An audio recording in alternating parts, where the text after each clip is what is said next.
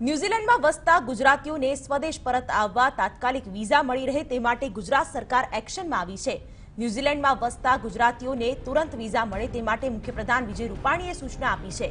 મુખ્યપ્રધાને દિલ્હી સ્થિત રેસિડેન્ટ કમિશનરને સમગ્ર પ્રક્રિયામાં સંકલન સાધવા સૂચના આપી છે। અધિક ગૃહ સચિવ આનંદ તિવારીએ પણ ન્યૂઝીલેન્ડ સ્થિત ભારતીય હાઈ કમિશનર સાથે સંપર્ક કર્યો છે। આ સાથે ગુજરાતી પરિવારોની સલામતી અને અન્ય જરૂરી વ્યવસ્થા માટે પણ સૂચના આપી છે। સંવાદદાતા નિર્મલ દવે ફોનલાઈન પર જોડાઈ ગયા છે। નિર્મલ, હવે રાજ્ય સરકાર તરફથી કેટલાક પગલાં લેવામાં આવ્યા છે ન્યૂઝીલેન્ડમાં વસતા ગુજરાતીઓ માટે, શું વધુ વિગત છે તેને લઈને? શિવાની, જે રીતે નિવૃત્તિની ઘટના બની છે, દર્દનાક ઘટના ચોક્કસથી કહી શકાય, અને એ ઘટનાને આધારે જ ત્યાં ન્યૂઝીલેન્ડની અંદર વસવાટ કરતા ગુજરાતી પરિવારો તેમજ ન્યૂઝીલેન્ડ પ્રવાસે ગયેલા ગુજરાતીઓની સલામતી અને ઈજાગ્રસ્ત કે મૃત્યુ પામેલા ભાઈ બહેનોના ગુજરાતમાં રહેતા પરિવારજનોને જો તાત્કાલિક વિઝા મેળવવા હોય તો તે માટેની વ્યવસ્થા કરવા માટે સરકારે દિલ્હી સ્થિત જે રેસિડેન્ટ કમિશનર છે આરતી કંવર, તેને વિદેશ મંત્રાલય સાથે સંકલન સાધવા માટે અને મદદરૂપ થવા માટે સૂચનાઓ આપી છે।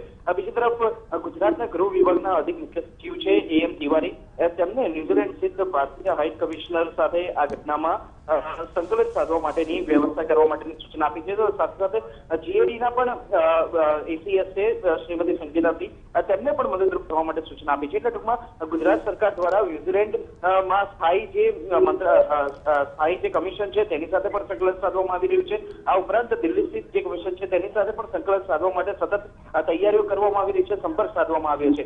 ACS હોમ દ્વારા ન્યૂઝીલેન્ડના કમિશન સાથે પણ સંપર્ક કરવામાં આવ્યો છે। જી નિર્મલ, આભાર માહિતી માટે। તો ન્યૂઝીલેન્ડમાં વસતા ગુજરાતીઓ માટે હવે રાજ્ય સરકારે કેટલીક કાર્યવાહી કરી છે, જેને લઈને ગુજરાતીઓને તાત્કાલિક ન્યૂઝીલેન્ડના વિઝા મળે તેની પણ સૂચના અપાઈ છે, કારણ કે 3 જે પરિવારો છે તેઓએ પોતાના સ્વજન આ આતંકી ઘટનામાં ગુમાવ્યા છે।